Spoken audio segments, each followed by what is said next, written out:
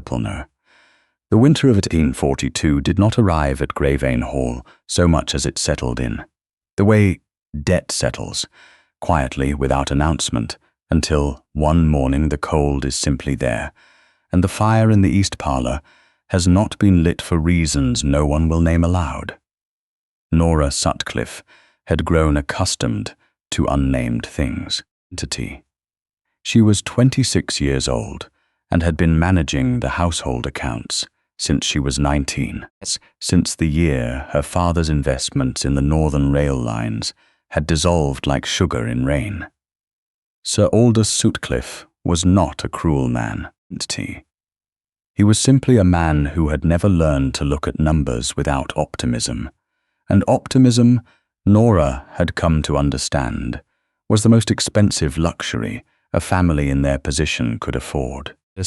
Her sister, Rosamond, did not share this understanding. Rosamond was 23, possessed of their mother's colouring, that particular shade of gold that painters attempted and rarely caught, and had inherited, along with the colouring, a serene and total confidence that the world would arrange itself pleasingly around her. It generally did. Nora had spent years watching it happen and had arrived at a kind of philosophical acceptance of the fact. Rosamond floated. Nora kept the floors level so she had somewhere to float above. It was a Tuesday in late November when their father summoned them both to the study. The fire had been lit in there, at least. A small mercy. Nora stood near the window, because Rosamond had taken the better chair without thinking, as she always did, and Sir Aldous stood with his back to them both, looking out at the grounds that had once employed 11 gardeners and now employed 2. "Viscount Ashby has made an enquiry," he said. Rosamond sat up straighter. His man of business contacted Calloway yesterday afternoon. The Viscount he is prepared to consider a match with one of you. Sir Aldous turned. He looked older than he had in September. He has indicated a preference to meet both of you before any formal discussion. Viscount Ashby, Rosamond repeated, with the tone of someone tasting wine. His estate is in Northumberland, is it not? The one that backs up against the moors, Thornmere. Yes. I have heard he is rather severe. I have heard he is solvent, Nora said, and her father gave her a look she knew well, part gratitude, part something he could not quite look at directly. Rosamond glanced at her sister with a brightness that was not entirely kind. You have heard correctly. The Sutcliffe gift for accounting. She smiled to soften it. She always smiled to soften it, and somehow the smile made it worse. When does he come? The week after next. Day. He will stay 3 days. Sir Aldous cleared his throat. I would ask you both to present yourselves well. Nora said nothing. She knew what the request meant when addressed to her, and what it meant when addressed to Rosamond, and they were not the same request. She went back to the accounts that evening. The numbers had not improved since morning. Viscount Ashby arrived on a Wednesday, which Nora noted, because Wednesdays had always seemed to her the most honest day of the week, not carrying the anticipation of a beginning or the exhaustion of an end, simply present and without pretension. He arrived with 1 manservant and no particular fanfare, which surprised her. She had expected more ceremony from a man of his standing. Instead, a dark travelling coat, a quieter manner than rumour had suggested, and eyes that moved across the entrance hall with the particular attention of someone who is cataloguing rather than admiring. Nora observed this from the upper landing. She had not meant to be there. She had come to retrieve a letter from her mother's old writing desk, which her father had moved to the spare room in a fit of reorganization. But she had paused at the sound of the door and remained paused longer than she intended. The Viscount handed his coat to their housekeeper, Mrs. Peel, and asked, in a voice low enough that Nora almost could not hear it, "Is the household well?" It was an odd question, not the one men of his position typically asked upon arrival. Mrs. Peel seemed to find it odd, too. There was a small hesitation before she answered. That yes, quite well. Thank you, my lord. Yeah. He nodded, as though the answer had confirmed something he'd already suspected.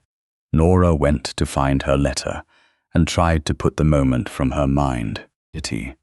Dinner that first evening was the sort of performance that exhausted her even as she managed it. Rosamond wore the blue silk that turned her eyes to something extraordinary and spoke with that particular art she had, the art of seeming interested without being effortful, of drawing a man's attention by simply existing in a way that suggested attention was her natural atmosphere. Viscount Ashby, whose given name, Nora had learned, was Nathaniel, was polite throughout, more than polite. He answered Rosamond's observations with genuine consideration, rather than the reflexive charm that most men offered. He was not, Nora thought, the sort of man who performed interest, which made his sustained attention to Rosamond all the more pointed. Nora sat across the table and spoke when spoken to, and managed the pace of the courses with small signals to Mrs. Peel that no one noticed because no one was meant to notice. The candles burned evenly. The soup arrived at the right temperature. These were the invisible competencies that made a household run, and they were, she had accepted, her particular domain. After dinner, her father drew the Viscount toward the library for port, and whatever conversation men had when they were deciding the futures of people who were not in the room, Rosamond caught Nora's arm on the way out. "He is watching you," Rosamond said in a low and certain tone. "He is watching the room. That is not the same as what I said." Rosamond released her arm. "Today. Be careful, Nora. I have worked very hard this evening." She said it without particular malice, which was the thing about Rosamond. The observations landed all the harder for the absence of cruelty in them. The second day was where everything became complicated. Nora had risen early, as she always did, to review the kitchen accounts before the household fully woke. It was a habit she had formed in the lean years and had not been able to abandon even now. There was something steadying about numbers in the early morning, before the day had acquired its complications. She sat at the small table in the butler's pantry with the ledger and a cup of tea that had gone slightly cold and did not notice, until she looked up, that she was not alone. Viscount Ashby stood in the doorway. He was not dressed for company. He wore a plain coat, the kind a gentleman might wear for riding, and his hair had not been attended to with any particular care. He looked, and she registered this with some surprise, like a man who had not slept well. "Forgive me," he said. "Mrs. Peel told me the kitchen was this direction. I did not expect." He stopped. He was looking at the ledger. "The accounts," Nora said, because there was no point in pretending otherwise. "I find it easier to review them before breakfast, when the figures are less likely to be interrupted by the day's events." Something shifted in his expression. It was not pity. She was alert to pity, had developed a reliable intolerance for it, but something more considered. "May I?" He indicated the chair opposite. She was too surprised to say no. He sat, and for a moment neither of them spoke, and the early morning held itself very still around them. "You manage the household," he said. "Do. The accounts, the staff, the arrangements, A pause. You managed the dinner last evening. My father manages the household, Nora said carefully. Your father, Nathaniel Ashby said, spent a significant portion of dinner asking me about railway speculation in a manner that suggested he would be open to further investment. She looked at him directly for the first time. He was looking back with the same directness. Yes, she said. How long? She understood what he was asking. 7 years. He was quiet for a moment, then, Thornmere has been without proper management since my mother died. 3 years. The land steward is competent, but the house itself, the household accounts, the domestic side, it has suffered. He looked at the ledger. Not from want of money, from want of attention. Nora did not say anything, because she was not certain what was being said. Miss Sutcliffe, he said, and then stopped as though reconsidering something. I came this week with a particular intention. I came because a match of this kind requires. It requires more information than a drawing room provides. I have been, he paused again, observing. I see, she said. Did he? I came in through the kitchen entrance on the first morning, he said, before I presented myself to your father, and I wanted to see how a house runs when it does not know it is being looked at. Something went very still in Nora's chest.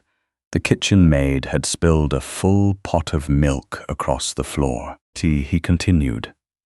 She was terrified, the sort of terrified that comes from households where mistakes have consequences. He looked at her steadily. You were there, T. You helped her clean it up and told her. I could not hear the exact words, but I could hear the tone. The girl stopped shaking. The milk, Tuesday morning. Nora had not thought anything of it.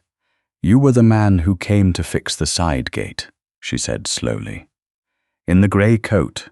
My manservant was fixing the gate. I was standing near him. She considered this for a long moment. That is a rather unorthodox approach to meeting a prospective family. It is, he agreed. And what did your observations conclude? Nathaniel Ashby looked at her across the small table in the butler's pantry, with the cold tea and the open ledger between them, and said, that I had been looking at this situation in entirely the wrong direction. She did not know what to do with that. Ignominy. She went through the morning with her ordinary tasks. She consulted with cook about the luncheon. She wrote the letter to her father's solicitor that her father had been putting off for a fortnight. She helped Rosamond select a walking outfit for the afternoon, and the whole time some portion of her mind was turning that sentence over and refusing to set it down. The wrong direction. But Rosamond was radiant at luncheon. She had a particular gift for the outdoors. Her complexion did something in cold air that artists and potential suitors both found compelling. And she had returned from her morning walk with color in her cheeks, and a story about finding a frozen pond that she told with such vividness that even Nora found herself listening. The Viscount listened too. He was courteous, he was attentive, and then he passed Nora the bread without being asked, because he had noticed, from across the table, that Mrs. Peel was occupied, and the basket was out of her reach. It was such a small thing, She did not look at him when she took it. She was not certain she trusted herself to. The difficulty arrived that afternoon in the form of a letter. Nora found it because she found most things. Through the routine of managing a house, one becomes inevitably the first to know its news. The letter was from a firm of solicitors in Edinburgh, and it was addressed to her father. But Sir Aldous had left it open on his desk, and the single visible line as she passed was enough. The matter of the Northern Trust having been resolved against Sir Aldous Sutcliffe in the amount of. She did not read further. She did not need to, no mean. She went to her room and sat at the window and looked at the grounds that had once employed 11 gardeners. And she did her accounts in her head, not the household accounts. The other ones, the ones that did not go in ledgers. They had perhaps 6 months, perhaps 8 if she was careful. Rosamond did not know. Their father would not tell her because telling Rosamond difficult things produced tears, and Sir Aldous could not manage tears. Nora had known for 3 months. She had told no one. She sat at the window and thought about what it meant, truly meant, not in the polite arrangements of drawing-room conversation, to be the daughter of a man who was running out of months. And she thought about the Viscount in the butler's pantry, with his direct gaze and his admission of having entered through the kitchen. And she thought, he does not know this part, 18. He has been watching, but he has not seen everything. She should go down. Rosamond would be playing the pianoforte. She played beautifully, as she did most things beautifully, and the Viscount would be listening. Nora stayed at the window until the light changed. It was her father who precipitated what happened next, which was perhaps fitting. Sir Aldous, who had spent a lifetime making decisions with confidence and consequences with confusion, summoned the Viscount to a private meeting that evening, and Nora would learn this afterward from Mrs. Peel, who learned it from Jameson, who had been in the hall, made a direct and somewhat ungainly offer. Rosamond's hand, the arrangement, spelled out with the desperation of a man who had 6 months and knew it, even if he would not say so plainly. The Viscount, according to Jameson, had been very quiet throughout. He had asked one question, which daughter's hand was being offered.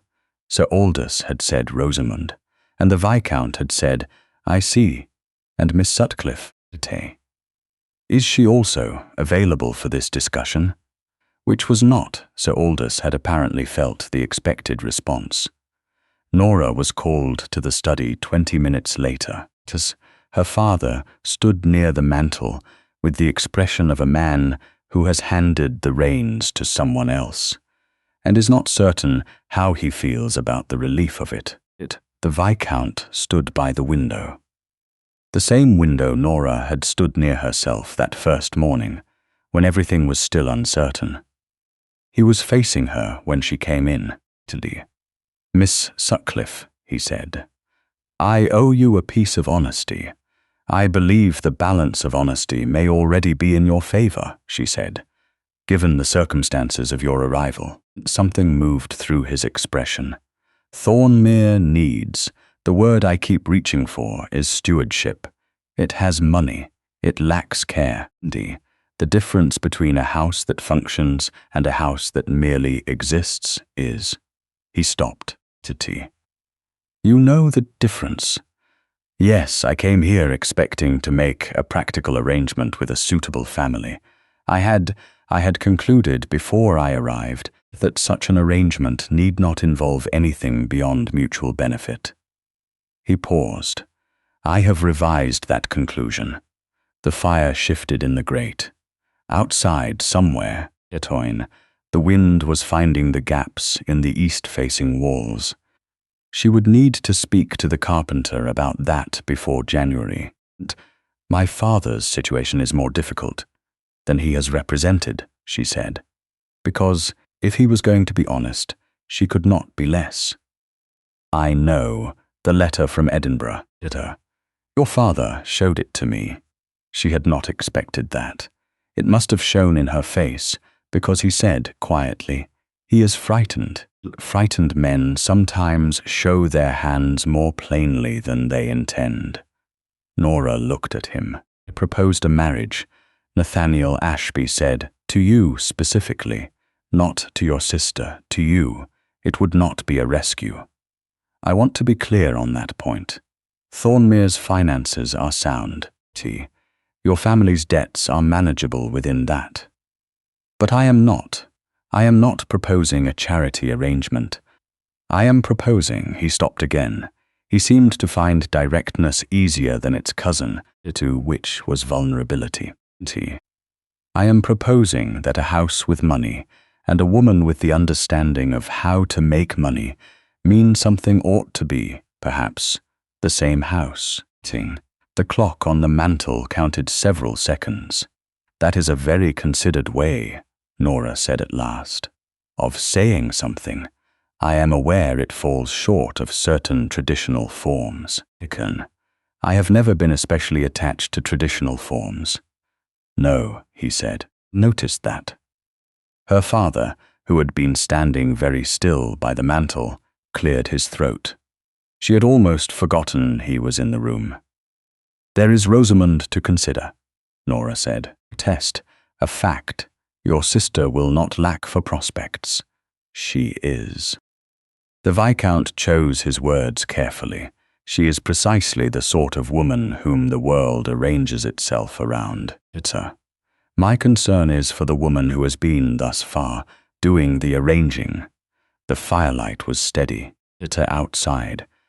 The wind pressed against the east-facing walls and found no entry, because she had spoken to the carpenter after all, last spring, in an unregarded afternoon that no one had thought to thank her for.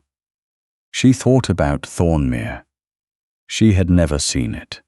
She thought about a house that had money but lacked attention, that was functioning but not quite alive, that needed someone to notice the kitchen maid shaking and think, that is something I can fix. I would want to see the account, she said. Nathaniel Ashby looked at her, and for the first time that week she saw him almost smile. I would expect nothing less. The weeks that followed were not simple. Rosamond wept, and then stopped weeping, and then behaved for several days with a pointed graciousness that was harder to bear than the tears. Sir Aldous, relieved of his immediate crisis, became cheerful in the way of men who have been rescued and prefer not to examine the mechanics of the rescue too closely. Mrs. Peel, when told, only about time, in a tone that suggested she had been waiting for this conclusion since Tuesday morning. The solicitors in Edinburgh were dealt with. The debts were settled, not dramatically, not as a grand gesture, but as one settles an overdue account, correctly and without comment. Nora reviewed every figure before the documents were signed. Nathaniel sat across from her at the table in the library and answered her questions without impatience, and when she found an error in the third column of the second document, he looked at it for a long moment and then said, "You are right," without qualification, which was, she found, the thing she had never known she was waiting to hear. They were married in February, which is the most honest month, in Nora's opinion. It does not pretend to be spring. It is simply itself, cold and clear, and without ornament. And she had always found it easier to trust things that did not pretend. Thornmere in March was austere and magnificent, and badly in need of someone who understood the relationship between damp in the north corridor and the particular angle of the eaves above it. Nora understood, didn't I? She walked the house on her first full day, not as a visitor admiring it, but as someone taking its measure, and Nathaniel walked beside her, and he, silent in the way she was learning to recognize as attention rather than absence. She found a window in the east gallery that had been improperly sealed, and a kitchen. She found a kitchen that had been organized by someone who had never cooked in one. She found a housekeeper, Mrs. Brand, who had been doing her best for 3 years without support, who looked at Nora with such undisguised hope that Nora had to glance away for a moment and compose herself. "I will need the full accounts," she told Mrs. Brand. every ledger back 3 years. Yes, my lady, Mrs. Brand said, and there was something in her voice. Relief, perhaps, simply. The sound of someone who has been holding something heavy and has finally been permitted to set it down. That evening, Nathaniel found her at the writing desk in the small sitting room off the main hall, the one that got the late afternoon light, surrounded by ledgers. You have been at this since noon, he said. The kitchen expenditure for the past 18 months is irregular. Irregular how? Irregular in the way that suggests Mrs. Brand has been quietly supplementing the household budget from her own wages. Nora looked up at something. She should have said something. Perhaps she did not feel she could. She can now. She returned to the ledger. I will speak with her tomorrow. Nathaniel was quiet for a moment. She was accustomed to the quality of his silences by now. She had made, in the early weeks, the mistake of filling them, and had since learned they were not gaps requiring filling. Nora, he said at her. She looked up at the use of her name. He had been careful with it, had moved to it slowly, as one moves towards something one does not wish to startle. She had noticed. She had not said so. I owe you something I have been arriving at, in my own inadequate way, for some weeks now. He was standing in the doorway, and she thought he looked, in that moment, less like a man of considerable property, and more like a man who was uncertain of his footing. She found she preferred it. I think you should know, I would like you to know, that it is not the accounts. That is to say, the accounts were where I was able to be useful, where I had language for what I was understanding. But what I was understanding was not the accounts. She waited. When I came through the kitchen that first morning, he said to me, and I saw you with the girl, you did not look at her with pity. You looked at her as though her distress was a practical matter you intended to resolve. And then you resolved it. And then you went about your morning. He paused. I have been thought of, generally, as a man who notices things. Sir, I had not. I was not prepared to find someone who noticed things more quietly than I did, and from a position of considerably less advantage, and without appearing to require acknowledgement for any of it. The fire in the small sitting room was burning steadily. The light through the window was going amber and long. Edmond. You are doing it now, he said, with Mrs. Brand. Nora looked at the ledger. She looked at the fire. She looked at the man standing in the doorway of the house that had needed someone to care about the east-facing walls, and the damp in the north corridor, and the kitchen maid who had stopped shaking because someone had, for once, noticed she was shaking. Nathaniel, she said. The first time she had said it without the prefix, and she felt him register it, the small shift of it.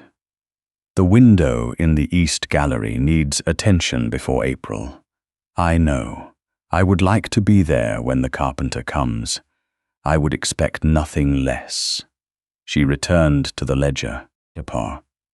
He remained in the doorway a moment longer and then came in and pulled the other chair close to the lamp and sat down, and they were quiet together in the way that had nothing uncertain in it any more.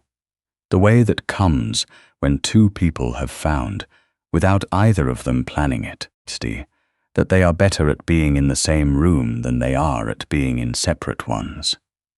The accounts, when she finished them that night, balanced exactly. They always did, when given the right attention.